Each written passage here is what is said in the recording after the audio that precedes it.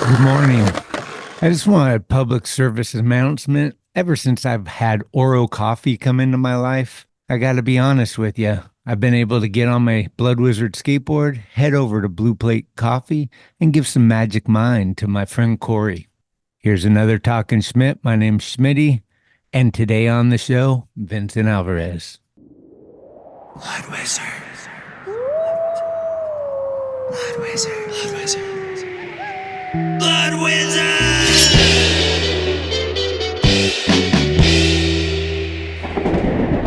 Shop.bloodwizard.com. Tickety-tack. Hey, it's Corey at Blue Plate, 3218 Mission Street. Come see us. Meatloaf, fried chicken, deviled eggs, Dollar Olympia beers. We're here every day of the week. We got a garden, and we got smiles on our faces. Come let us make you happy.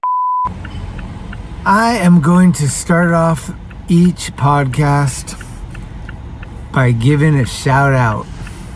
This week, I'm shouting out popcorn.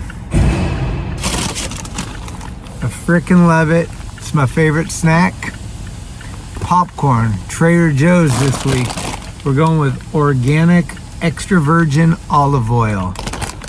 No endorsement, just endorsing. Hey, and also shout out to Christian. I was getting ready to take my dog to the Vision veterinarian, and this dude walks up to me outside and is like, hey man, I listened to your podcast. His name's Christian. He lives in San Francisco.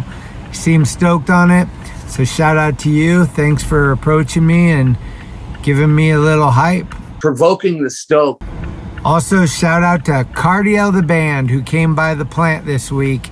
Probably saw a photo on my Instagram. It was Miguel's birthday and he stopped by. I gave him a little tour and they got a little present from the warehouse. So that's it. Here's our show. This is Vincent Alvarez and we're about to talk some Schmit. A little bit of intro. Yes, this is the moment. It's cool, like tonight is the night. Provoking the stoke. I guess we're dancing now. Talkin Schmit, dude. Bipolar as fuck, that guy. I wouldn't say it was fun. What do you mean, bro? Christian Fletcher's younger brother. Fuck the Dodgers. Big dog's in. What do you think, Dolan? We on? Schmitty? That was the worst thing I'd ever seen in my whole life. Dude, we need a magazine. I remember that. What are Yuns doing? Black skateboarding history is very important. Holy shit. Frisco icon. What is happening? Let's hear it for Greg Smith. Gregory. Wi-Fi check 1, Wi-Fi check 2.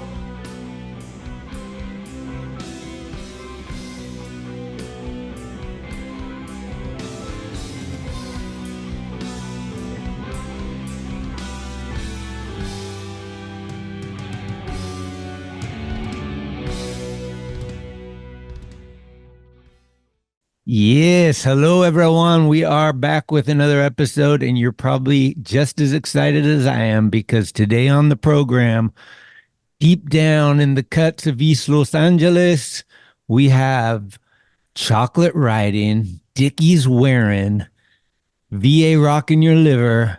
Vincent Alvarez is on the program. Yee! Hey man, thanks for having me, dude. Hi. Bienvenidos. ¿Qué pasó? ¿Cómo estamos? Aw, damn. Muy bien, ¿y usted? Dude, thanks for spending some time. Stoked to fucking rap with you. Yeah, dude, me too. I'm down to talk some Schmit. You been hitting the drums?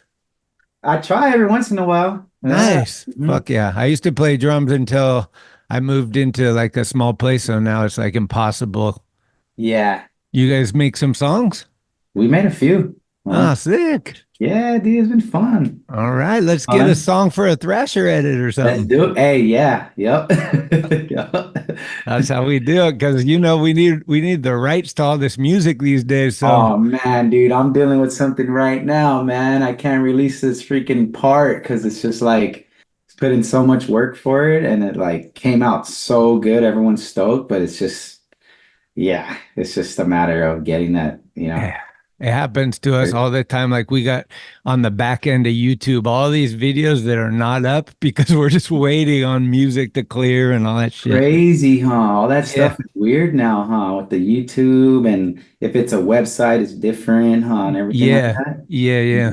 Because, you know, in the old days, they would just take whatever. Like you got AC/DC, Guns N' Roses, the Beatles, whatever. And now it's like, no, no, no. That's going to Mm-mm. cost you 30 grand. Shoot. Oh my God. Putting music to certain parts of the trick Yeah. or the whatever, the bell or something like that. It's I like like that. Jamie I got that. Thomas, man, and the Oh, fucking, he dude. spent fucking his whole life thinking about a song and what tricks were going to go where. Yeah, dude. Uh-huh. Yeah. I That's remember it was like that a little bit with Federico Vitetta, uh-huh. and he had a song idea, and it was a sick ass song, but dude, he was playing that shit in the van every time, and I was like, dude, like after the fifth day, I was like, yo, dude, I don't want to skate to this shit no more. But it came out good though. It came out good though. Remember the Baker video when they had the one big cars, big money or whatever? It was Oh like yeah, the Terry Kennedy song. and they would play that. So they had like 2 years of hyping that video with just that song for everything. And by the Yeah. time it came out, you're like, I know this song. Yep, uh-huh. You get like a minute into it, you're like, okay, I'm kind Yeah. of all right. I heard this Yeah. so many times. Before we get too further, the first question I have is the question you asked Jake. What's the most blood you've seen in a day? Oh wow. Oh shoot. Dude, not gonna lie, probably my blood. Hmm. Yeah, like maybe it wasn't a lot of blood, but when I broke my ankle, there was just blood squirting out of it. Oh, shit. Yeah, because it was twisted. It was like like to the left, you know? And when they put it back in, it just fucking started squirting, yo. And it was just fucking like, and I was like, oh, like I was right there, like holding Patlana's hand, like, oh shit, like Oh, where was that? Was that on like was that it on a was in hike? Japan, dude. Yeah, it Hmm. was on a, I think it was a skate rock trip. Yeah, the first day of it. Whoa. Yeah, Jake saw it too. Yeah, Cool. Jake was there, man. And yeah, I skating like a rubber vert ramp or something like that. Like the Uh, material was just sticky, you know? But yeah, dude, I remember it was like right when they put it back in, just squirting. we probably lost all our listeners right out of Oh the my gates. God. Hey, you want us to talk shit, right? Yeah. So Sorry. no, that's tight. You've done a lot of podcasts. Do you listen to podcasts? Yeah, dude. Dude, I What? need them to like drive around and find spots out here. Like Okay. seriously, dude. Like when I run out of when I'm on like a dry run, I'm like, fuck, I guess I'm not gonna look for a spot today. Oh, really? You know, either that or music, you know, but I listen to them a lot. Do you listen to like comedy ones and stuff or only skateboarding or like which ones are some of your favorite? I've been in a lot lately into that Drink Champs. I don't know if the hip hop one. Yeah, yeah. Yeah, man, there's a lot of sick history that a lot of them, like tell stories and just like with whatever, like this one, Nine Club, but Mm. kind of venturing out on that one. And then I got into this other one. What was it? I think it's a Dave Chappelle one. Oh, really? Yeah, Dave Chappelle has one with Most Def.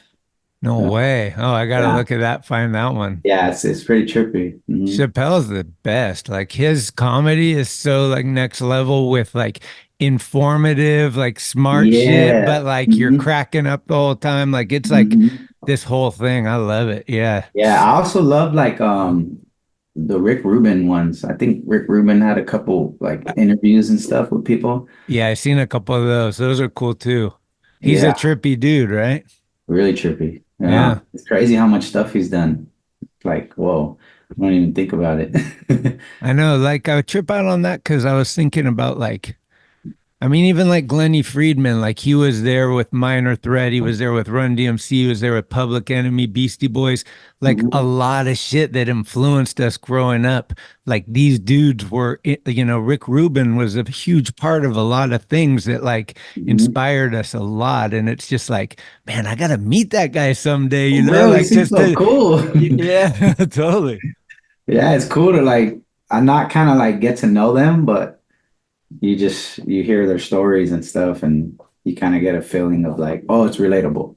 Mm. They're all relatable people, which is like, I always like watching this one too, because you always have guests I never even heard of.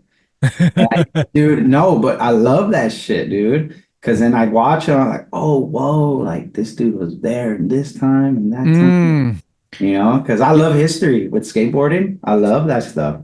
I think it's important, man. And like part of the whole thing for me is like, because actually I started doing this for different reasons and then it evolved throughout the years. Like when the pandemic was there, I was just like, fuck, I need to talk to people. Like I'm locked up in a house. Like, so it was good, like therapy for that. But for me, like the most important thing is like straight up, I hate people that claim shit. Like, like, oh yeah, I was there or I did this or whatever. It's like, no, no, no. These old people before they die, I want them to come on here and say, this is how it happened. This guy was not there. This is how it went down. And like, it's fucking forever. So, because, everybody dies. And it's like, especially when Jake died, I feel like a lot of dudes maybe came out of the woodworks and were like, oh yeah, I did that. I was part of that, because Jake would come out and be like, no, him and Grosso were good at like kind of straight the fuck regulating that. And we need to continue that with whatever. Like we can't have maybe that same attitude because life's getting a little different, but we also can't just be passive either. We have to fucking tell people like, hold on. I know this guy. He was there. Let me ask him. Oh no, you were nowhere near that. Like, shut up, And that stuff is like, it goes with too, like, you don't even like, they're not even the best skateboarders, but they were there, Yeah. To witness certain things or certain stories. Because sometimes people will just listen to the best skateboarder because, whatever, I believe you because you're this, Yeah. But the actual friends and people who are there, like those are the people that have the fucking stories. Dude, the Patlantas, man. Like, fuck. Dude, yeah, man. I wonder if he tells that story, dude. Like, yeah, I was right there holding his hand. He was crying and shit. Do you know the craziest Patlanta story? What? It happened recently. He was, you know about it? He was driving down the freeway. So. No. He ran into somebody like on the freeway. They got in a car accident. And it was a car accident. So he got knocked out. Yeah. He came to, and there was a lady like holding her baby outside the car crying like, my baby's dead. Pat jumps out of the car, mouth to mouth, and brought it back to life. I was like, what? Yo. No way, dude. Damn, Pat is saving everybody's lives. Yeah, dude. Dude. Woo, yeah, when he's not working on Usher's property in Atlanta, he's out there saving lives. Yeah, man, dude. Such a great man, dude. Yeah. That's insane. I never heard of that one. I think Ty told me a story too, Ty Evans. He told me a story about like kind of the same thing. I don't think he gave mouth to mouth to somebody, but yeah, like he saw someone just flip over in the car and he like pulled over and like grabbed them out of the car and like kind of like something happened where like the car was on fire or some shit. But damn, these are superheroes out there, man. That's good. What was your first sponsor? Okay, the first time where I actually felt like man, I could do something with skateboarding was this little company called Sometimes Skateboards. Okay. Yeah. It was like East Coast, I think. And it was I think I got connected with them from I was at Woodward one year. And yeah, the dude saw me skating and is like, yeah, I want to get you on or whatever. And I think even Jake Johnson was on it. Oh, really? Yeah, I think so. Yeah, I think How old were you? Dude, I was probably like 15 or something. Okay. I was probably like 15 years old. But dude, it was so funny. I got one box. Luckily, oh man, I think I told this story before, but I only got one box. And then luckily I never filmed with the dude or like I only met him like one time at the Woodward, but later on I hear that the dude like came out to like be like some kind of pedophile or some shit. Oh, damn. Yeah, man. Uh-huh. But I didn't know about this till later. Right. I just remember like not getting boxes. And I was like, okay, whatever, boom. And then yeah, but that was like that kind of struck in my brain where like it is a fucked up world out there, man.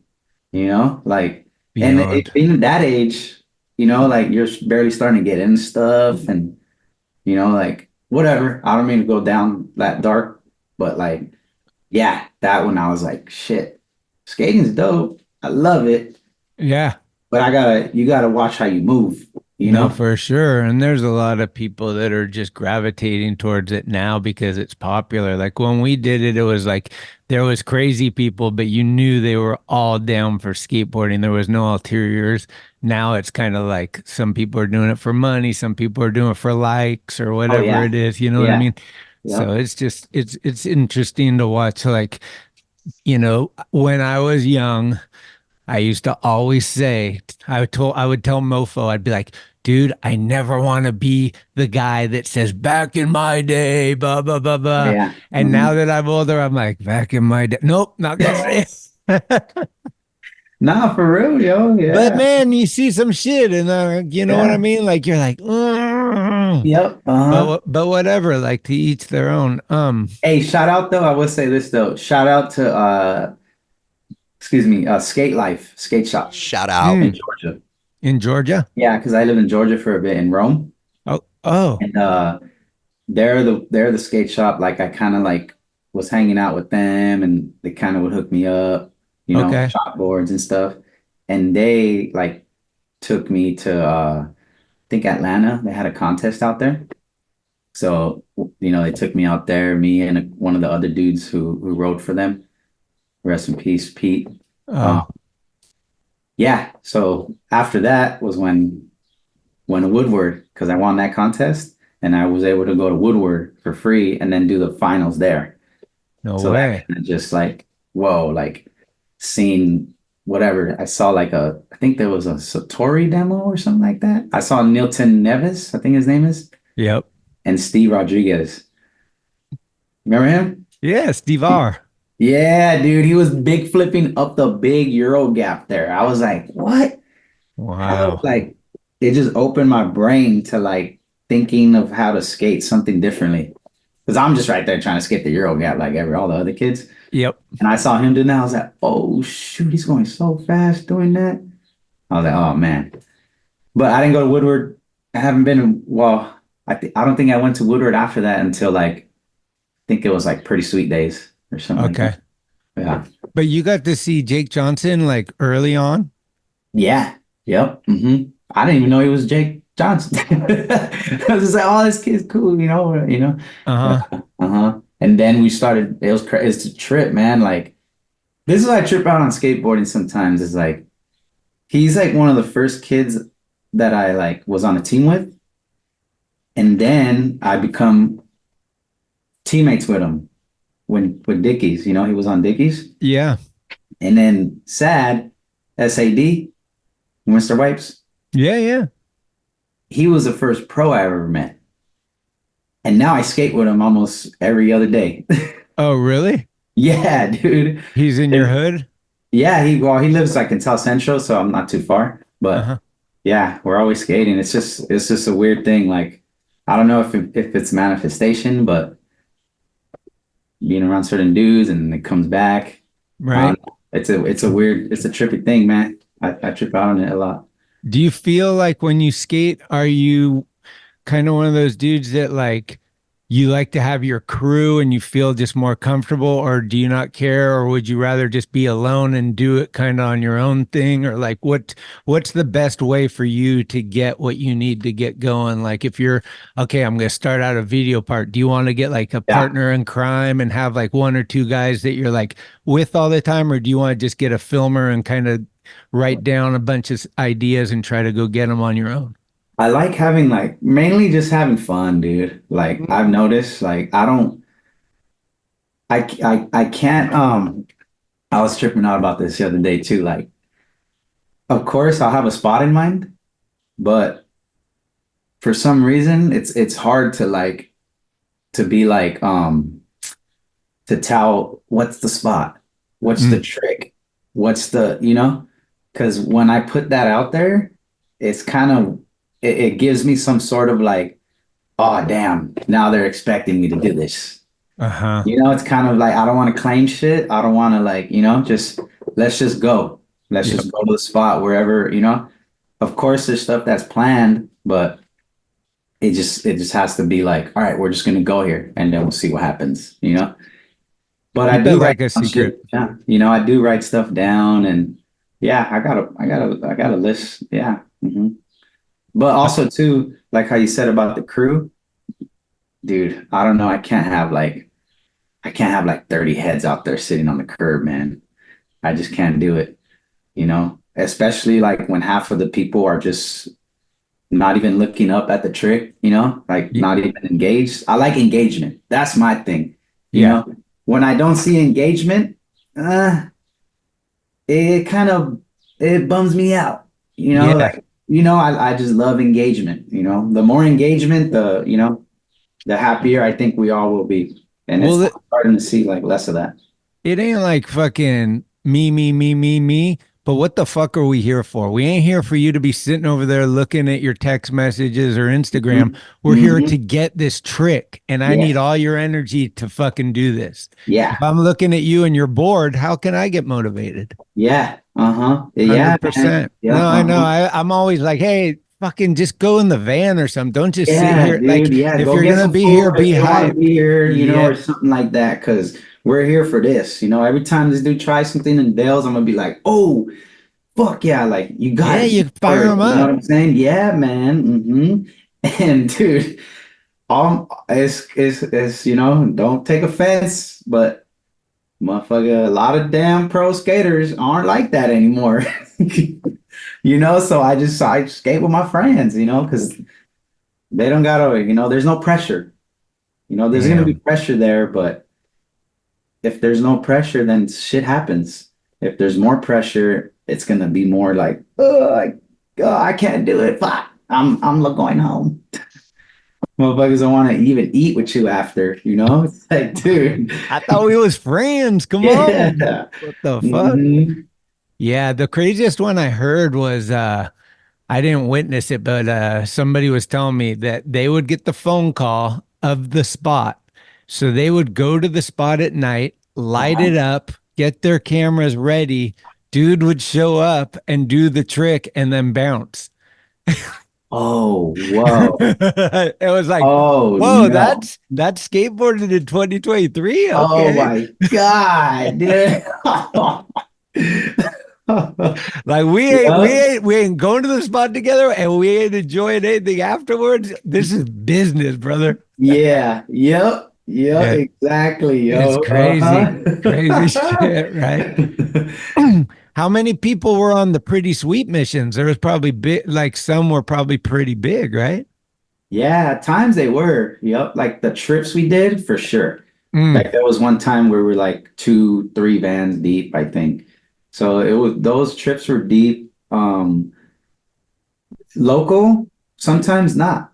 Yeah. Like, cause a lot of the dudes were kind of like, at least like, I don't want to say older dudes, but they had like a plan, kind of like, I'm gonna go here, I'm gonna go there. Right. Me, I was just like, I'll jump in the van with you, Ty. I'll take the train to Hollywood, get in there, and wherever we go, So sometimes it would be only like me, Ty, and like a couple of my friends in the van, and then we'll meet up with the other dudes at different spots.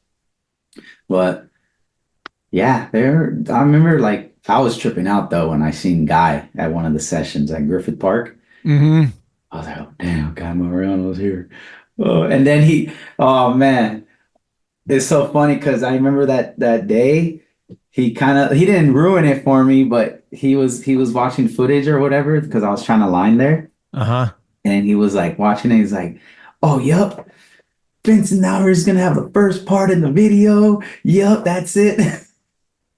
I was like, oh shoot, like I kind of like, all right, dude, like I got all like I don't know, like my nerves started, because it was getting closer to the deadline and stuff. Uh-huh. Oh shoot, like really am I? Nah, that's too much. Like, like I was like, oh dude.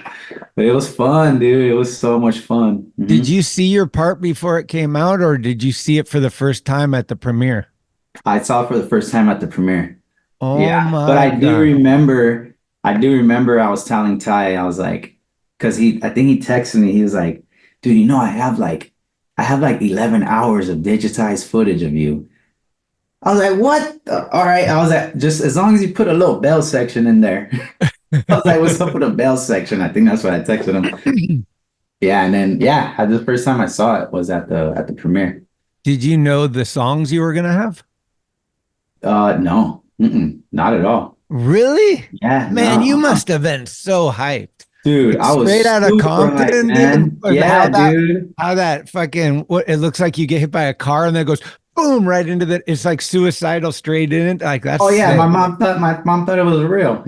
She's like, "Are you okay, Mio? I see you you're in crutches too. Like, did you really get hit?" Because I was in crutches at the premiere from the Japan trip when Pat saved me. Oh my goodness. Yeah, so I was like, no, it's not real. It wasn't real. It's all right. Yeah, I was tripping though, man. It made me happy, dude. It made everyone happy. I'm sure there was a lot of work. It is fucking like that MJ session. Yeah. Pretty heavy. Yeah, man. It was like, fuck, dude. I remember, yeah. He like threw his board at his truck. I was like, oh shit. But then again, I see him do back nose grind, 360 shove it, back 5-0. I was like, wow. It was inspiring, man. Like, I like seeing that kind of stuff in person, like where dudes actually are going for it and, like not caring. Like, I don't care. I'm gonna do this shit. I'm gonna back blunt, 360 shove it to back 5-0. And he tried it, like, dude, all kinds of weird stuff like that, where it's like the progression was there and it's still there. It's just a matter of like having the patience, like, the patience is we're all getting, fucking impatient. Like, how much longer we got in this interview? No, I'm just kidding. You see? And time. I'm just kidding, yo. No, that was special though, man. It was a special time. Do you ever talk to MJ these days? I don't. No? Man, I haven't. But I heard he was in Jordan Trahan. He skates for Chocolate now. Yeah. Man, let me give a shout out to Jordan. I didn't even know I had this board in here. Dude. I guess he said one of the homies saw him at a skate shop out there in Louisiana or something like that. Oh, is that where he's living now, Louisiana? I don't know. Oh, that's the question we're all asking, right? Okay. Fuck. Damn it. Do you got a crazy story from the meatpacking days? Like, did you ever like pull some shit out or something crazy happen when you were working in the meatpacking plant? There was one thing that looked like a finger. Yeah, because of the blocks, they would come in 60-pound blocks in the cardboard.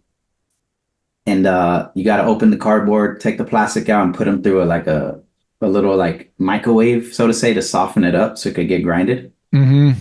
Yeah, and then you put them in there. But yeah, one time it looked like something crazy, dude. Like, I don't know what it was, but I did almost cause an accident there, and I feel so bad for it. Yeah, because I got backed up with all the blocks. So the microwave heated them up too much and a fire started. Dude, I didn't know what to do. I was like, oh shoot, like started the conveyor belt again and just boom, boom, like taking the blocks out to find what was on fire. Mm-hmm. And it was one of the blocks because it has plastic around it. It was just sitting there too long and they had to shut down the whole plant. Oh my God. Luckily I didn't get fired. But man, I think like a couple weeks after that, I was like, I think I did a no call, no show. And then they fired me the next day. Oh, damn. I was just over it. Because my bike, I got a flat tire because the bus wasn't running that early.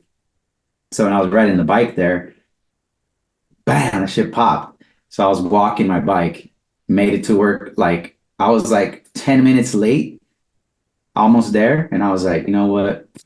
Fuck this. I'm going back home to sleep. And the bus was running too. So I caught the bus and I just like put my bike. I was like, all right, fuck it. Let's see what happens.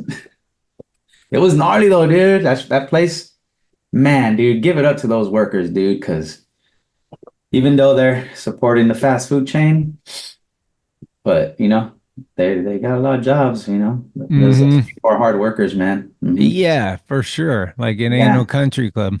Nah, yeah. It's crazy, dude. Yeah. Damn. Salute to them. Tell me about leading into getting on chocolate. Like what's going on like before that, and what like when do you how does it all happen? Well, I remember my friend, because I wasn't even like really into like girl and chocolate. I just didn't really know about them. We'll cut that out. Sorry, Sam. I know, yeah. Sorry, dude. It's just I didn't know what they were. You know, like there's probably kids right now who don't. It's like there's kids probably right now who don't know what girl and chocolate are, but they look at all this other stuff. And then I got older and I was like, or not even older, I was around older people. They were like, yo, check this out, you know? And then once I saw that, I was like, oh, what? Like, shoot, I want those boards. Like, those dudes are sick, you know? And I started rocking their boards. Again, my buddy, actually, Justin Guillen, he was getting hooked up from 4-Star and Girl. Okay. He would hook me up with boards every now and then. And then, yeah, I won a contest and Sam Smyth was there in Geron and they saw me riding a girl board. And then they were like, yo, what's up? Like, you down to get down? Like, I'll give you my number, you know? And I got their number and then just linked up with Ty and just started like rocking with them. Okay. Because who was your early influences? Like, who were the dudes that you were pulling out of mags or watching their video parts before that? Like, who were the guys that you were stoked on? I was really stoked on Chad Muska. Okay, yeah. Yeah, Chad Muska was like, man, dude, I wanted to be like him. Like, I cried one time because I didn't get a Muska board for Christmas. Okay. You know, and the next year my mom was like, all right, yeah, you know, but yeah, him and then Ed Templeton. I love Ed Templeton. And then who else? Gershon Mosley. Dude, yeah, dude, Gershon was like, which Gershon, like A-Team era or like yeah, like right A-Team era. Okay. And then Daewon Song. Yep, Daewon Song and Rodney Mullen, I remember. Were like heavy. That was like, I think the first video I got was Rodney Mullen versus Daewon Song, round 1. Oh, okay. Yeah. Fuck. I think maybe because it was like local. Like, and then yeah. So that's a crazy skateboard video to have as your first skateboard video. Like, it's so technical that it almost seems like hard to imagine having fun because wait, I gotta do a triple kickflip. Like, I just want to roll on this thing, you know what I mean? Yeah. And the thing too that like whatever like made me not a crazy skateboarder, but want to like jump down shit and stuff like that is they put the picnic tables down the 3-stair. So I would go to my elementary school nearby and put a little table down there. And I felt like I was doing a big hubba or a rail, like Templeton or Chad Muska, you know, but like just doing a 50-50 kickflip out, you know, like it was like weird, like technical, but kind of gnarly. And I drew to like both sides of skateboarding. Right. Growing up down in LA, did you run into like a pro skater before you were in the industry that you're like, holy shit, there's Muska, or like anything like that? Dude, nah, I never really went to like the famous spots. Like, of course, we didn't have skate spot apps and stuff like that back then. But, right. But I did go to Hollywood High one time, And I remember I ollied over my dad on the 12th stair. He was laying on the 12th stair. Damn. That But I rolls. think that's the only like real famous spot I went to. But I never ran into any pros until I ran into S.A.D at Belmont High School. Oh, okay. Yeah, Yeah, he this was was like later though. This was probably when I was like 14 or something. Yeah, I ran into him out there. But never into like first demo I went to was in it was in Georgia. It was a toy machine demo. How long were you living out there? For like 3 or 4 years, off and on. Oh, okay. Yeah. Yeah. Was that because are your parents split? No, we moved out there actually. Oh, the whole crew. Okay. Yeah, yeah. Because my grandma moved out there. So then we're like, let's go out there for a little bit, try it out. You know? Mm. Yeah, so we went out there for a little bit, got a little taste of the country. It was Mhm. nice. I liked it. Okay. At first I was super bummed, but dude, skateboarding, man, it saved me, because I didn't know what to do. Mm-hmm. And I found the skate shop, met up with all these other dudes, and then I just started skating a bunch. Got saved. What was the other thing? How I was thinking about the pretty sweet intro. How long did that take to film that? I think it was like, maybe like 2 hours or some shit like that. Like how many attempts? Like it's all choreographed and stuff with like a drone, right? Yeah, yeah. I So think like it was it didn't happen first try. No, dude. Man, Malto missed that grind hella times. dude, I feel so bad for him. Poor Sean, dude. Because he did it, and then I bailed on the lip slide. I was like, and then you got people fucking jumping, parkouring over the roof gap before Yeah. all this shit. And then the lip slide, it was super narrow too. Like that's why no one skates that rail, because it's like really narrow. So you're like, ugh, you gotta really, really like try. But I Damn. think it took like, oh man, dude, I want to say like 6 tries or something. 6 or 7 tries probably. Yeah. I was just watching it again this morning and I kind of forgot about the explosion and the confetti and everything, like Oh yeah. how crazy it was. And I remember seeing it for the first time because we were at the premiere and I remember going like, that was early. Like there wasn't a lot of drone shit at that time. It was kind of early. And I was like, how the fuck did they like like drones aren't like, it's not super easy to fly them. Like it takes a minute and to do like that and be like all that. I was like, man, it was like, wow. Like for an intro, that was pretty like, next level shit. I mean, Ty and Spike are always pushing the envelope, obviously, but that was a big moment. Yeah, I remember waking up in a tent there. Really? Yeah, because their like call time is like, oh fuck, I think it was like 7 a.m. or 6 a.m. or something. Oh, hella early. Yeah, so me and a couple of my buddies just Camp we over hopped the fence the night before, found a little grass spot, and just camped out right there. Oh shoot. That's the way to do it, though. Fuck. I remember one of my buddies, he had like gnarly diarrhea or some shit then. Dude. And we didn't know where the fucking thing was gonna be filmed at. He took a shit like right on top of the steps of where I was lip sliding. And we were like, like the next day, like whatever, we heard people like you hear like the principal, you hear all these people that don't sound like skaters, and they're like, who the hell are these dudes? Like, what's going on right here, And we're all just in the tent, like, oh shit, like little kids, like just like, oh damn, they see us, they see us. But anyways, we get out of the tent and we're all like, oh, like damn, like this is crazy.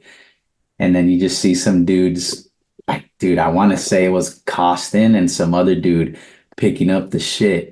Oh no. And putting it in a bucket, dude. Oh. Oh, dude. Oh shoot, man, my buddy, we laugh about that shit to this day, dude. It was memorable in all scenarios. That reminds me of a story that we were doing the finale, the end of King of the Road at the skate park, the indoor one, like Ave and Dill and that that park in LA, right? Oh yeah, yeah. Okay, so all the teams meet there, and then there's a few challenges, and that's the end. And Burnett made this challenge for the whole King of the Road, who could fill up the most water bottles with piss. So Oh like shit. so each team shows up and they start unloading the bottles. And so they put them inside the warehouse and Mike has to count them like, okay, this team had 40, this team had 36, whatever, right? And he's just carrying these fucking piss bottles and he's like, why did I make this? Like he's so bummed. And then some dude just ran and jumped into and I'm like, woof. And I was like, oh man. It was me. Wait, really? Yo, it was me. Yo. Yo. No way. Dude, yeah, man. Yup. Didn't someone get splashed or some shit? Or something? I think A few Burnett. people got I think splashed, Burnett was right? bummed. He was Oh, like, yo. he's like, some rules you're gonna take out right out of the book. This ain't ever happened again. Dude, yeah, dude, because I remember fucking Mike, dude. Mike was like, okay, I'm gonna go home and sort all the piss in little bottles. Hmm.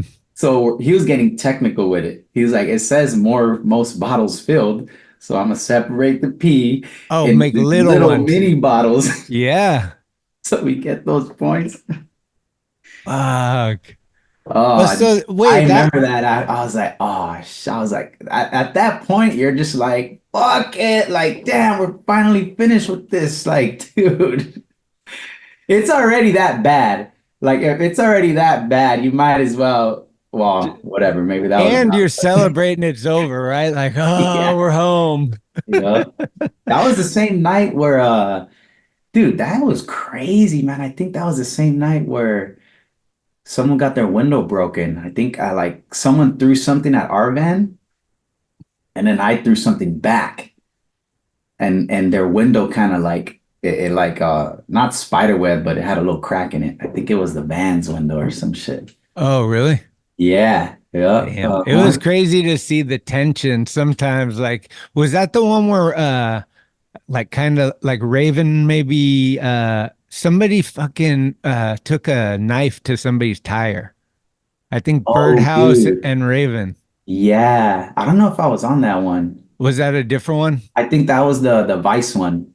Okay, I yeah. didn't go on that one. Yep. Okay. Yeah. Yep. I remember that one was crazy. Who was the mystery guest on yours? Was Um, that Navarette? no, it wasn't Averett. It was Reynolds. Oh, Yeah. damn. Yeah. Yep. Oh, Dude, that's and it tight. was so crazy too, because oh yeah, dude, Reynolds was another dude I looked up to when I was younger. Always. Mhm. It was sick though, because I have this one story where there was this spot where Al Sereno Skate Park is now. The Mhm. one with the yellow, whatever, the yellow metal. Yeah. There's a roof gap there that I skated a long time ago when I was younger. And I remember like trying to like look like Reynolds and whatever. I had the button up, the white button up, the little like tight pants and shit. I think I even had like spiky hair. And I ollied it a long time ago. It was a local spot. And then dude, we skated that spot together No on the way. trip. Yep. He kick flipped it and I think I back 180'd it. Yeah. Dude, that was like a man, dude. Thank you, King of the Road. Those things are fun. Crazy though. Crazy, huh? Crazy though, yo. Yeah, that P one, dude. You need to take that one off, man. That was a crazy one, man. I remember like, dude, every time, like, no restroom. Where's the bottle at? I remember, I think Nike was on that trip too. And they had like a Sprinter van and they had like a side compartment where they could put all the bottles and close it off. So it wasn't like Theirs was all like suave and Oh stuff, you know. man, you lucky asses. Yeah. Damn, homie. We had our shit just floating everywhere. All fucking Narzone. Mike Carroll was like, all right, I gotta take these away and take to my house and sort them out.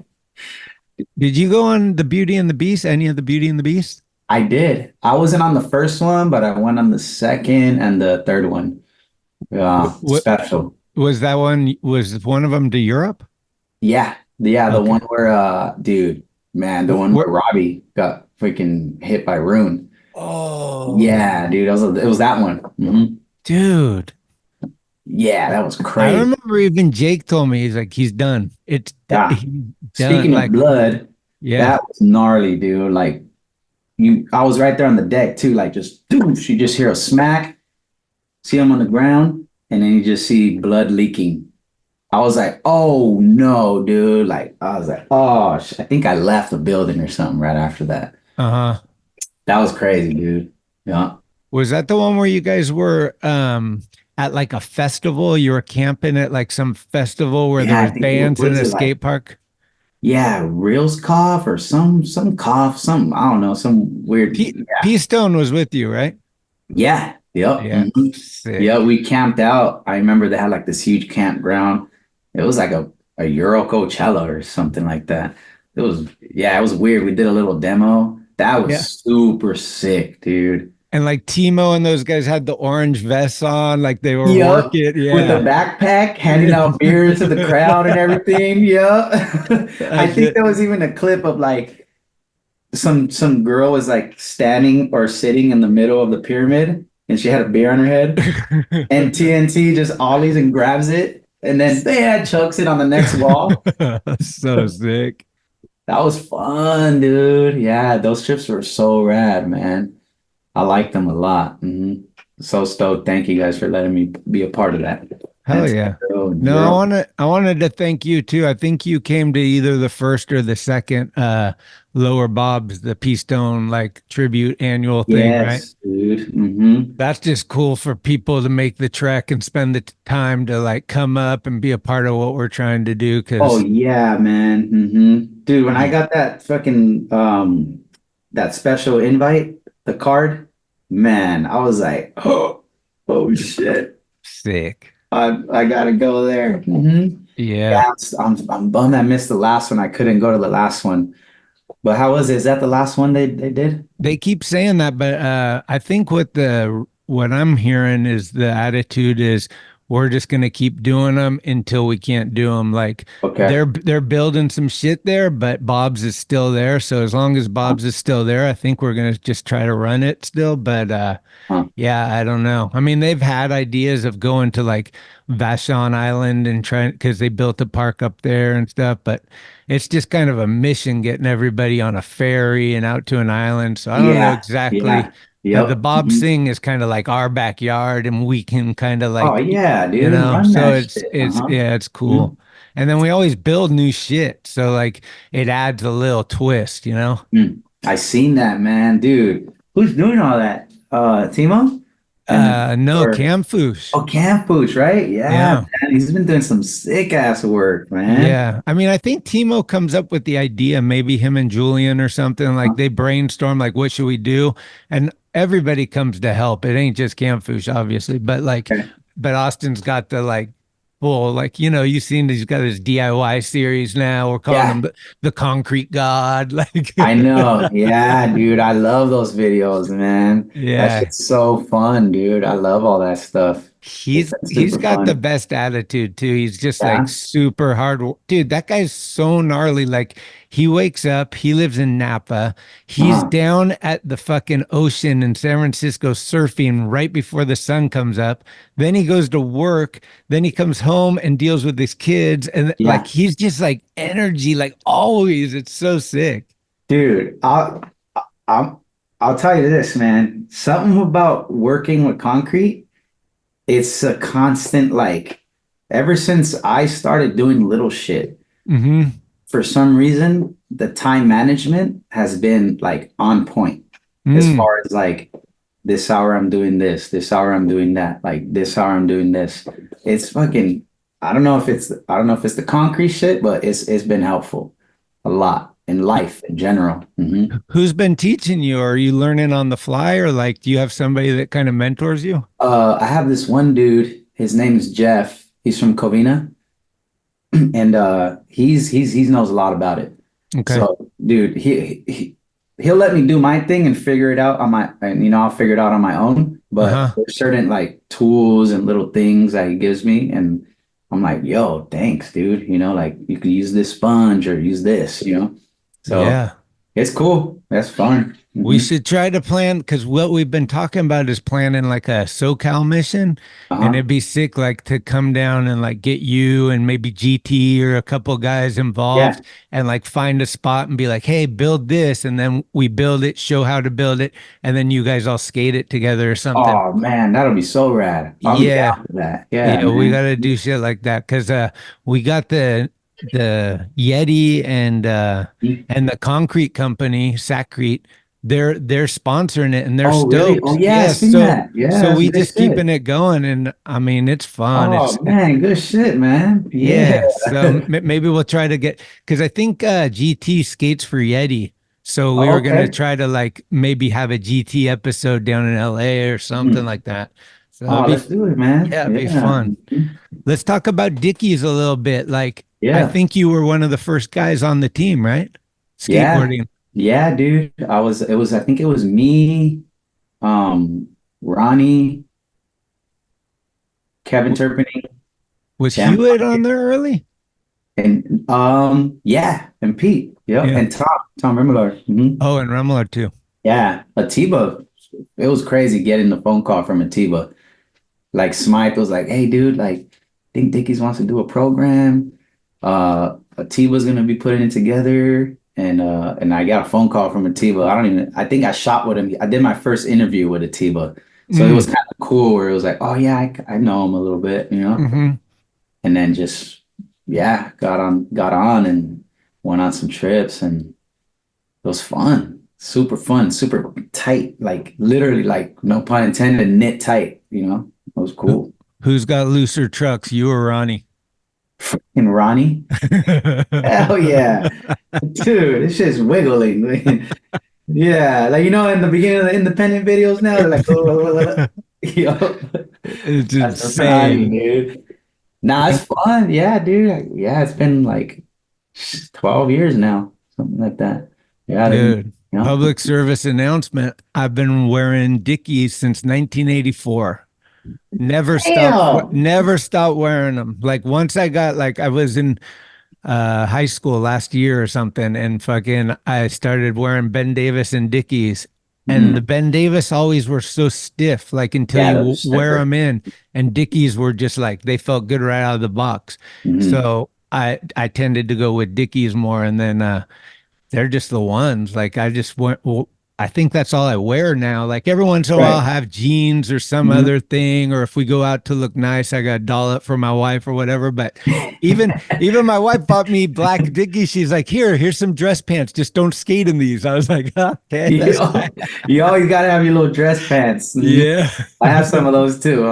You never know when you're gonna be at a 5-star dinner. Just like, gotta keep that shit creased up. Yeah. What's up with this video though? I'm hearing a lot of chatter, like Guy Mariano filming a part, Jamie Foy, maybe another S.A.D part. Like this dude, I hear like gnarly shit's coming. Yeah, I think so, man. Like I saw some stuff like whatever, like maybe like half a year ago. And dude, it's coming good. Yeah, I think it's coming along really good. And Ronnie's skating again, right? I just saw him at Bob's. So he think I just did a little trip out there to Hawaii, and he got some good shit out there. That's made me happy, man.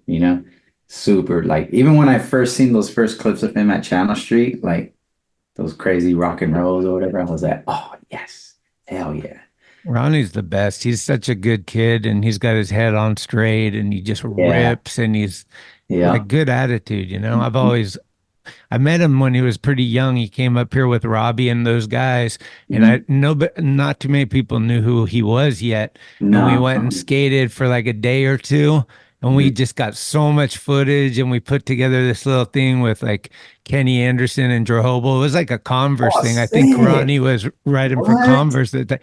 Yeah, it was so cool. Like, and then we've just been homies ever since. Like, good dude, Mike Anderson. I mean, who else is on the squad? Oh yeah, dude, Mike's so fun to travel with, and Mike's just the like, best. We went to Maui for yeah. like 2 weeks together, camping Oh every yeah. night. Yeah. Oh shoot, dude, I was so stoked. I went to his house too and skated this park one day. Yeah. Oh, his that looks fun now. I haven't been there in a minute. It's Oh yeah, way man. more than when I was there. Yeah. Him.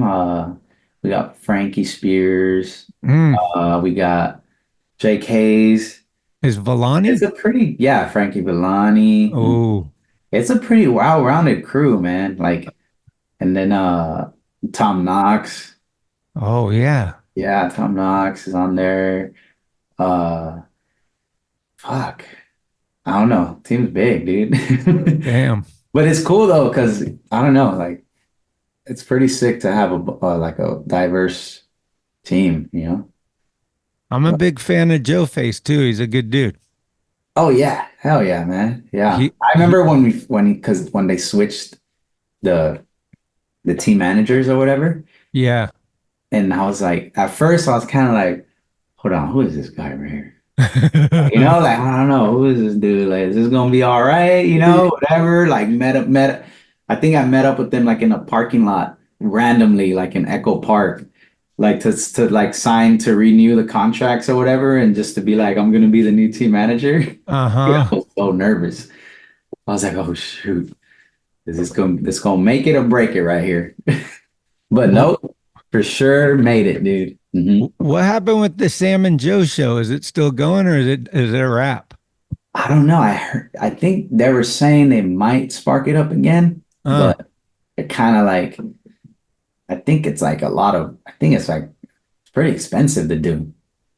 Yeah, everybody wants to do a podcast until they see like it takes work, it takes money, like there's a lot that goes dude. into it and stuff. Yeah, they so. were telling me something about like the rentals of the lights and everything. I was like, yo, damn. Yeah, they were doing it You're doing pro. it professional. Yeah. Like, man, like that it's a lot of work, but they said they might come back with it. I would suggest maybe just doing it like less, like maybe do like 4 a year to start out with, and then just doing what you can do. Like, what's your budget and what's your time frame? So people always come to me and they're like, what do I do? What do I do? I'm like, well, first of all, you want to make sure the audio is good. Like that's the most important part. Like the people can hear what you're saying. Otherwise, what the fuck is the point? You know what I mean? Yeah, dude. It's like if it's like you're like, what? Yeah, I'll be in the car sometimes. Like, is my aux fucked up? Like, what's up with this? Like, like, nah. You gotta get the audio straight. Are you still riding your equipment till it's dust, or like what's up with this? Ah, that's funny you say that because I have these wheels. They're like, I think they're like 53s and they're pretty small now. So I think Jake Hayes actually the other day was like, what size were your wheels when you got them? I was like, oh, 53. I was like, oh, damn, they're pretty small now. But nah, yeah, I still ride that shit. Sometimes though, like I do notice like skating rougher shit. Because now it's like, man, like the spot scarcity is like, I'll go into in the trenches where it's the roughest shit just to skate something, you know? So then I'll switch my wheels, put some softies. Yeah. Or something like that. Uh-huh. So I want to try those 93s. I heard they're good. Those 93s. Yeah. The ones that are like, there's ones that are like kind of soft, but they slide. Yeah. Yeah. Is that the ones? Uh-huh. Yeah, I know. I want to check those too. You been to Nicaragua with Chico? Hell yeah. What's that like? Is he the king or what's it like down there? I felt like, damn, man, I felt like I was part of his entourage, going to the movie TV studio and everything. I was like, woo, wee, damn, man. You're gonna be mayor right here one day. Cheeks. That was Hey, fun, dude. It was that so motherfucker fun. is inspo. Like, Yeah, man. dude, what he does, he Yep. wakes up, rides his bike, goes surfing, Mhm. skateboards every day. I'm Yep. waking up going, oh, my arthritis. He's like, nah, dude, you got to just power through it. Do it. Keep it going. Yeah. Keep it going. I'm like, damn, he's Yep. so inspiring. Yeah, dude. That was such an enlightening experience to go out there. I bet. Man, I went out there, came back. What the hell am I complaining? You know? Like I think a lot of people need to see some shit like that. Uh-huh. Because, motherfuckers are complaining nowadays about, oh, my fucking video didn't get this much likes, it didn't do good. Man, take your ass to Nicaragua, get a real sense of what life is like. Yeah. And really, it sucks, man, but it's fucking, they're doing it, man. I was in Cuba too, and they gave me the same experience recently. Oh, really? Yeah, man, the same kind of thing. I've Like, never been to Cuba. That would be sick. dude. Yeah, it was really cool, man. All old school cars and, Yeah, a lot of history. they need some smog checks out there, but dude, I love it though. Hey, thank you, Chico, for letting me have a trick in your LRG video part. Yeah, I had a trick in Nicaragua too. In the Give Me the Money, Chico? Yep. Mm-hmm. Show me the money or whatever. Damn. Yeah. Uh-huh. I had a trick in there. So man, thank you, Chico, for letting us share that experience with you. It was gnarly. We almost got fucking beat up one time, I remember. Damn. Yeah, dude, his uncle came out with a shotgun and shit and fucking, I still have the shout too. Some dudes are chasing us from the freaking liquor store at night. I think they saw some white boys and they're like, who the hell did not? Dude, they chased us though to his gate and bam, his uncle came out. What's going on? Boom, fucking shot a round or two in the air and they all just booked it. Whew. It's crazy out there. Well, but that's beautiful too, though, right? Like dude, the so beaches, and there's that one mini ramp that's like on the beach that he's always. Dude, I never got. So I went there a couple times before that was done. Come on, Chico, let me get a little trip out there, man. Yeah, I want to do Man Child and all them are like, yeah, dude, we went to the beach, we did this resort. I was like, shit, man, what the hell? We're getting chased by freaking hoodlums. What's one of the things, without thinking too hard, that comes to mind of your time in San Francisco? Like anything rad that sticks out from you being up here? Fresh air. Fresh air, great views, and insane terrain. Those are like the main three things that pop into my head right now. Because one of the first trips I did out there was like for a little chocolate one with Roger Bagley. And, we went to that one DIY spot. It's not there no more, but it was underneath the bridge by the IKEA with the rail and the volcano. Yep. I remember going there like, what in the hell are people doing? This ain't not even a skate park. Like, what is going on here? Like, dude, we could do it, like we could do this shit. And then going to like random cutty spots and then like just finding shit too. And then hanging out with Brian Anderson, man. I remember staying at his house. I think I stood at his house for like about a week. Okay. And that was just like, dude, I almost damn near wanted to move up there. Yeah, I liked it so much. Mm-hmm. Hell yeah. I got a little this or that segment for you.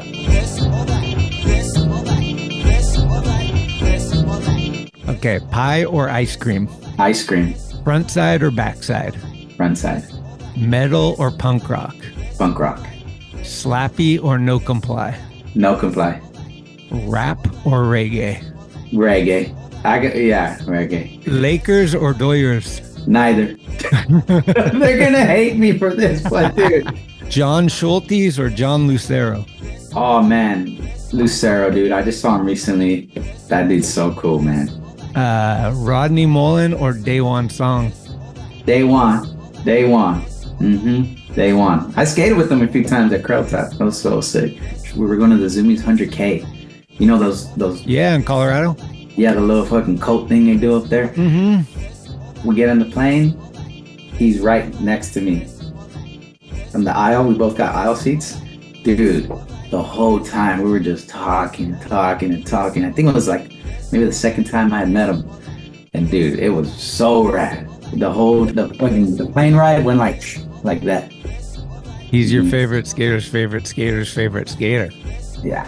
Okay, Aaron Murray or Aaron Meza? Meza. Big Schmitty nights. King of the Road or Beauty and the Beast? Beauty and the fucking Beast, dude. For sure, man. Come on. And now, another first impression from Sam Smyth. First time I met Vincent Alvarez was at the DC King of LA contest in Hollywood.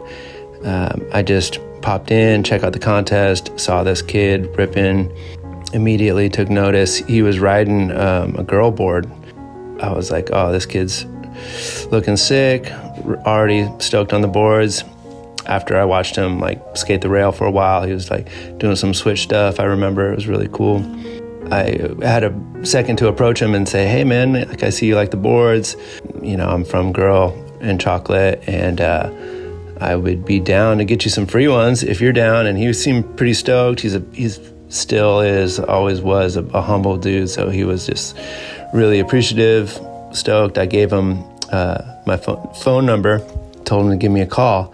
And so I actually couldn't stay for the whole contest, so I left and later found out that he won. So the next week at the office, I came in and like told everybody, Mike and Rick and whole squad, that I found this kid and he's rad, and he was stoked on getting some boards, and he actually won the contest. So we all got pretty excited about it. Weeks went by.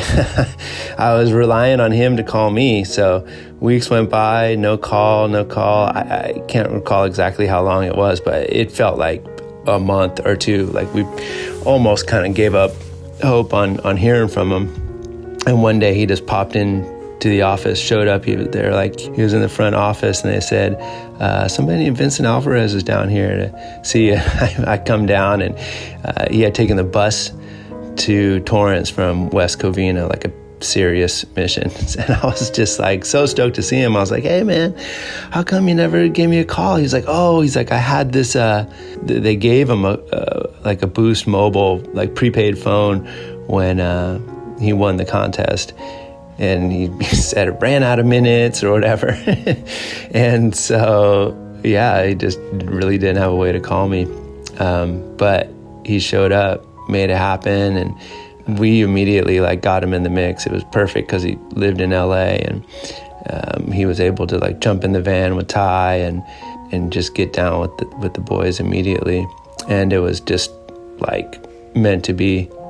He was like just embodied like 100% chocolate, and still does to this day. Yeah, Vinny's the fucking man. Ask anybody who knows him, they'll tell you he's the best. I asked him what he did with the money he won at the King of LA contest, and he said he pitched in on some jet skis with his family. One of my favorite memories. I love Vincent. What stands out to you if you were going to make a My War video with one of the biggest challenges in your whole career? Which which trick do you remember that was like so gnarly for you and it was so hard to get or something, and you actually got it, and it would make the My War story, like I went 400 times and I broke my leg, and then whatever it is. Oh, damn. That's a have you put in has there been any challenges where it was just like, like, I don't know if you saw the David Reyes one, but he went to Clipper like 5 million times and then finally got it. Like that one was insane. But like, you got something like that? Dude, actually, I was kind of thinking about it the other day. Dude, I think it was this spot in the Inland Empire. It's not so much of like a battle for a trick, but the battle to make the spot skatable and then get the trick. Yeah. Like, the San Bernardino? Oh, damn, man. Hopefully I don't go to jail for this. But the San Bernardino quarter pipe, the brick one that's now skatable? Oh, yeah. The fountain. I think Neil Blender had a frontside ollie photo Yeah, like back in the day. Sadlands, right? Yeah. No, no, not Sadlands. This is the brick one.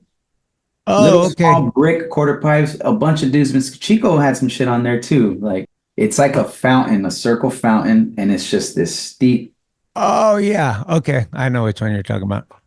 Me and my buddy went and we cut the railing off one night because the railing was, there's railing around it. Uh-huh. And we went there, and I remember first we drove out there to see, like, oh, okay, we need this grinder, we need this, this is how much we need to cut. Mm. Went back and then started cutting it at night. And then, dude, he got kind of far on it. And then, dude, some dude comes out of the building. What are you doing? You guys can't be doing that here. Gets on the phone. Next thing you know, I'm calling the cops. The cops are on their way. Dude, we start running. The whole little area in town starts getting circled with cop cars. And I'm just like, dude, we both split up.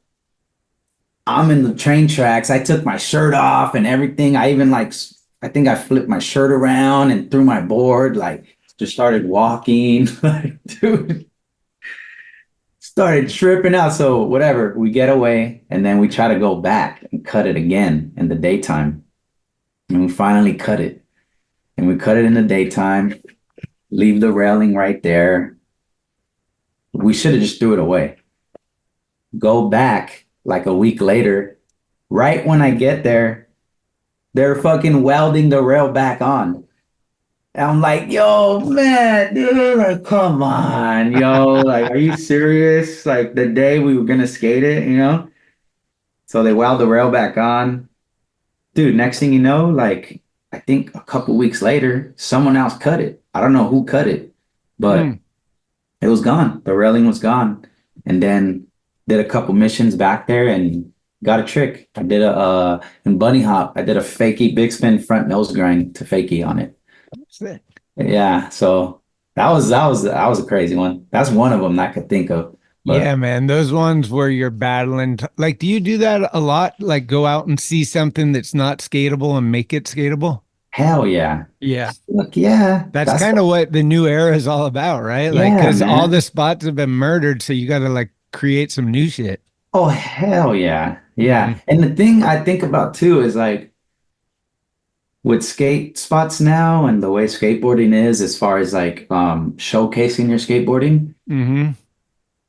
you go to a famous spot that someone skated, sometimes you're just doing an ollie or a 50-50 and people want to put it on Instagram. So it kind of turns into just like this Instagram spot.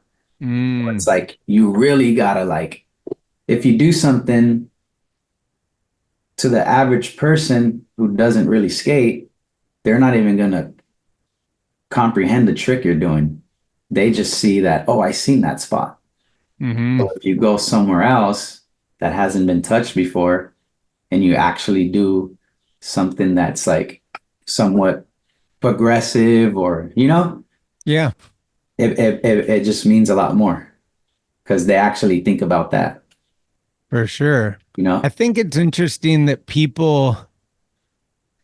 in general, people tend to want to skate what they've seen. Like if you had a 10 stair that you already know a bunch of people have done shit and a new 10 stair that you've never seen anyone do anything, it seems like you want to do the one that like Reynolds frontside flip this. I want to get mine on it, you know? Yeah. And so there's like that mentality, but there's also should be the mentality where it's like, I'm going to like make this spot because I'm going to be the first one to skate it, you know? And like, I'm going to be the Reynolds. Like I'm not, you know? Yep, exactly. Yeah.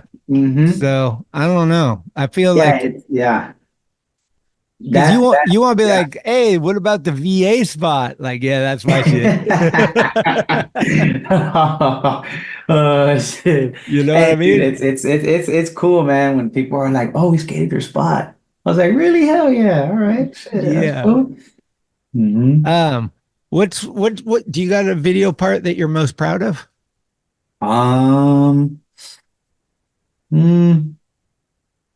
Dude, to be honest, I really like this. I did a video part for this company called Skate Sauce. They do wax, Uh-huh. and yeah, it was called Good Times or Hard Times, but Good Times.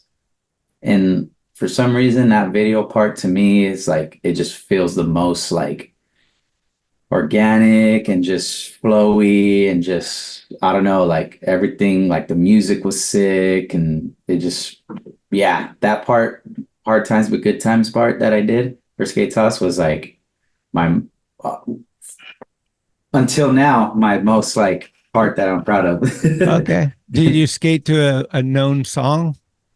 It was like some jazz song. Yeah. Okay. Yeah. Cool. I'll It was check it out. funny. It I'll was take a crazy see. too because I was at some store the other day and some dudes were bumping it on their little jam box or whatever. That's the best. Damn, that's crazy. I skated to that song. Hell Yeah, yeah. that part though, man. That's like it's always fun when shit just feels like organic and you're with your buddy filming and there's no like how I was saying earlier about like what's a spot, what's the trick, like that kind of shit. Hmm. That kind of like, I get it, that's where skateboarding's going, but that's not where skateboarding was. Yeah. And it's hard to try to change it to that. And if we change it into that, something's gonna happen soon. Right. If it's not broke, You know? don't fix it. Yeah. Mhm. What made you get onto Instagram? I know you were a latecomer to it. You weren't on it for a while. Oh yeah, dude. Dude. Because that was when the whatever fucking everything happened, everything got weird. I was bored. I was kind of bored and just like, Ah. like I was. Oh, that's when you got on, huh? Yeah. Because I remember you did a video like from your house and you had a quarter pipe, right? Like Yeah, that from was the park right here. that was one of the earlier ones. I was like, oh, Yeah, Vincent's yeah. on fucking Instagram. I was Yeah. hyped. I was doing a trick a day to keep the COVID away. That's okay. Sick. Yeah. Yeah, man. And I was just skating right here in the driveway and just mainly like stoking people out, because that's what we do it for, right? To stoke each other out and shit. And all that negative shit that was going on with whatever, like, it was crazy, like people protesting and all that Yep. stuff. Like, just want to stay happy, and I don't want to be like, I don't know. I just felt like I just didn't want to see all that negativity and just try to stoke people out. And that's, it's kind of, That's how I that's the feel way I was too. looking at it. Mhm. Yeah. Well, how do you, let's close with that. Because how do you stay optimistic and stay positive and keep everything light, like with politics and all these divisive shit that's going on in the world? Like, it's kind of hard to even give an opinion these days sometimes without everyone just coming at you with like craziness. We can't even talk as friends anymore. If you're voting for that guy, you're not my friend anymore. Like, that's some crazy shit to me. Like, I'm like, you've Oh, known yeah. this dude for 30 years and you just fucking ousted him because of who he voted for? Fuck. Like, you Dude. know what I mean? So, and I'm not trying to get political, but No, I'm more, yeah, no. I'm more trying to get like, how do you keep your mind? Like, you see the homeless, you see all these problems everywhere. How do you wake up and go, nah, dude, life is awesome? Have friends you could talk shit with. Uh-huh. That's what keeps like me grounded with all this craziness that's going on. Right. Like actually have people that you hang out with and conversate and talk about the world with. Like you need to talk to people about shit that's going on instead of trying to talk to the screen about what's going on. Because that's how you let go of that anger is, Exactly. it's funny because Peter Hewitt would say on the trip, he's like, yeah, we're in group therapy right now. Skate trip, fucking group therapy, dude. Everyone's just talking shit about what's going on and dealing with stuff. And, it kind of relieves us. So when we do go back to our, shelters, well, it takes a little weight off of our shoulders and we're just happier. Dude. That's what keeps us happy. That's what keeps me happy, at least, like I'm not trying to keep it bundled up, like just, oh, Yeah. okay. Like, damn, you see that shit? That shit was whack, huh? Or oh, damn, that was super cool. Like Like, oh damn, you heard what so and so did? Like, not to be like gossip, but you let it out. You gotta let it out. Naturally, as a human, I feel like we gotta let it out one way or another. And if we let it out and joke about shit, it's all comedy, you know? Like, dude, you have to inject humor into everything. It has to be like the only way to get through it is laugh it off, right? It's like, laughing is the best shit ever. If you don't like to laugh, you got something wrong with you.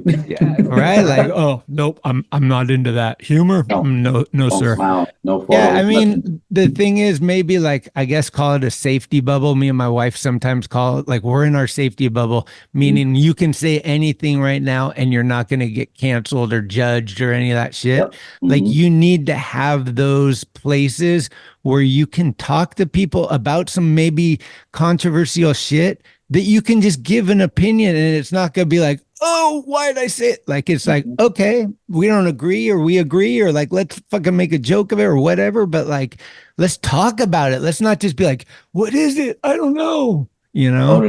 Totally, man. And that's something that like, I've been seeing that a lot lately. And I think it's important to just get your friends and, you know, do some shit, like look up, look up and fucking, you know, like, let's do this. We're in this together. You know, it's crazy out here right now. So yeah, absolutely, dude. Yeah, that keeps me happy, man. Well, you know, you guys are fucking family. Girl, Chocolate, like that's family forever. Mike Carroll, San Francisco, duh. Let's go, Sam Smyth, duh. Like, you know what I mean? It's like, fuck, as Jake would say, doy. But dude, it's got to be such a dream come true just to be in that camp with like legends. You know, you had Mariano and Costin and Carol and Howard and all these guys that have like been in your life. You got Spike, like this mastermind and connection to cinematography, Ty. Like, it's just been pretty epic. Like, I think like if it's a choose your own adventure book,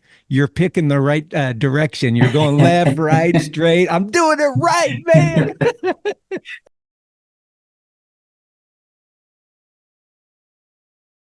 All right. Well, thanks for taking the time, dude. Shout out to Manchild. Shout out to Kenny Anderson. Anybody that's watching this, I love you. Vincent Alvarez, everybody. Love y'all, man. Thank you. What are you going to do the rest of the day? I'm going to go out to Ventura. Yeah, we got like a Lakai signing there, and then we're going to see Jimmy Wilkins skate. Jimmy's the best. I know, man. God damn. Just frontside ollies all day. I'll watch that. He's like so down too for street, which is like crazy. I was there when he ollied his first bump to bar. No way. We were in Brazil. Tony Hawk was in the van. Oh, dude, it was crazy because it was like a spot where you only get like 2 tries. So we all were like in the van and like, all right, Jimmy, go. And he like got out, got his board, and then like we literally were like, we drove right around the corner, watched him do it, bam, cracked in and came right into the van. And we were like, yeah, dude. Such a soft-spoken, like humble kid too. Like, you know, just like the best. Well, say what's up to everybody and tell them, dude, doors always open. If ever anybody wants to come on the podcast, this is an open invite. I ain't scared. Let's go. All right. Don't be scared now. Don't be scared now. Thanks, dog. I love you, man. Thank you. Love you too, man. Take care. Thanks. All right. Later. And now, a word from our sponsor, Oro Coffee. That's some damn good coffee. Order 1 or 6 bags at orocoffeeroasters.com. Y'all like music? Because you're listening to SMFM.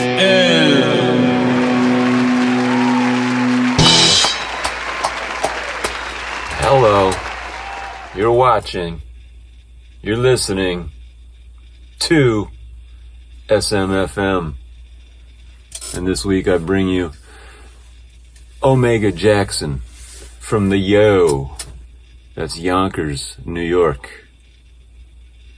And the song is called $1,200 and Running. See ya.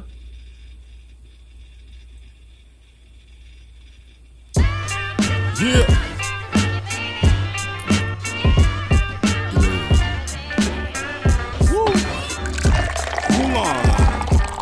got $1,200 and I can't leave the house. We got a Dixie crack running to squeeze bullshit out his mouth.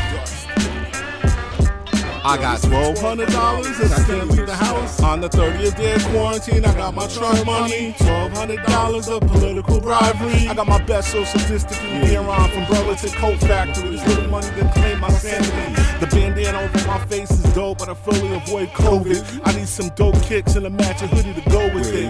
I've been stuck inside watching idiot celebrities sing songs to make us feel like family. We in this struggle together, that's bullshit. Gal Gadot got DC money, me and my wife live in my mother-in-law's attic. So don't be trying to sing John Lennon's Imagine. You gotta cook in a mansion. I need to expose these hypocrisies like Chelsea Manning. The trip to the mall town is on quarantine. The boats is full of dead bodies. Fuck the owner of Hobby Lobby. The supermarket shelves are empty, but for some reason they got plenty of food that makes it easy. This is one of the worst tragedies in the last 2 centuries. It's biological weaponry. Now 1,200 from the treachery. I got me looking like someone from anti-terrorists fighting in Def Jam fights in New York. NYC.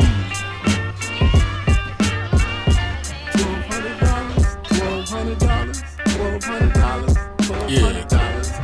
I ain't supposed to leave the crib, but my wife's an essential worker. But I dread the day she gets sent home on a respirator to die cause some motherfucker ate a bad burger. We living in the age of apocalypse and the virus no one is safe from. But due to election time, thanks for the Federal Reserve for this COVID reparation. I got stretched this $1,200 to make it last for a while. But Jeff Bezos got his workers slave master style. Iceberg Slim ain't got shit on Jeff. But 2-day delivery is like taxation and theft. Yo, I got stretched just like halitosis through chloroception.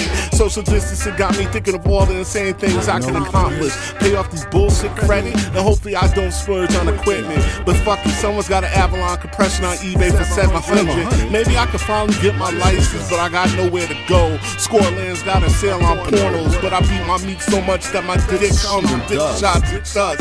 Yo, free money from all that, I'll probably have to take it out of my taxes. Preparing for a new society that's cashless. All this quarantine turned me into a broke venture capitalist. Maybe I should wait till the quarantine is over, but that could be from here to October. It's hard being stuck in the house sober. The weed man got COVID, he'll be out of commission for a while. Walk to the liquor stores at least a mile. Boredom hunger got me fatter than usual incarnations. The weight bench in the basement is used for clothes hanging. I should do something constructive like learn a second language. But the poor DoorDash man is bringing me my egg, cheese, coffee, and Danish. But I got a new way to get through with it now. It turned into a $1,200 cash cow. Maybe I'll say fuck it and buy video games to play. But all I do is sit in front of that TV and chain smoke like Andrew Dice Clay. My wife wants COVID so she can stay on home and get that trunk pay. But I'm gonna stay away like Alice in Chains. Yo, I need a reason to leave the house, but I ain't trying to get sick. My $1,200 and shit if I die from COVID. My ass be homeless. And then my ass be homeless. Trump gave me $1,200 and I can't leave the house. The COVID quarantine got me wanting to kill my spouse. I can't go nowhere without a rag over my mouth. I got $1,200 and I can't leave the house. What the fuck I'm gonna do when the food runs out? I got $1,200 and I can't leave the house. Bernie dropped out the race and he was gonna give me double the amount. Too soon? Too soon? A little bit of pandemic tunage. I think it's just fine. That was Omega Jackson from Yonkers, New York. Alright? You want to know more about him? Go to Instagram and follow at Omega Jackson. One word. What else is going on? You tell me. Alright? And keep your record labels out of our show. Next week, I'm going to bring you some more songs. One more song. Maybe a video. Maybe a genre. Is it genre or genre? Anywho, I'll see you next week. Peace.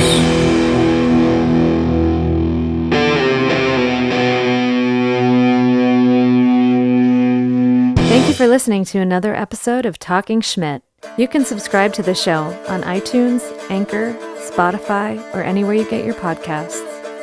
When you subscribe, you'll get notifications every Tuesday of new episodes the minute they become available. Also, please leave reviews and a 5-star rating. It's the best way to help the show grow. All of the episodes will always remain free, but if you would like to help support the show, you can do so at talkingschmit.com, where you can pick up some merchandise like t-shirts, beanies, hats, and stickers. The website has an entire archive of all of the episodes, with extra photos and videos. Email us with any suggestions, comments, or ways that the show may have improved your life at talkingschmit@gmail.com. All interviews are conducted, edited, and produced by Schmitty. The intro music is Mary's Cross by the band Nature. A very special shout out goes to the executive director, Sharal Camisa. Shout out. Love it! This is Talking Schmit, where the Rolodex is deep, but the conversation is deeper. Keep the wheels greased.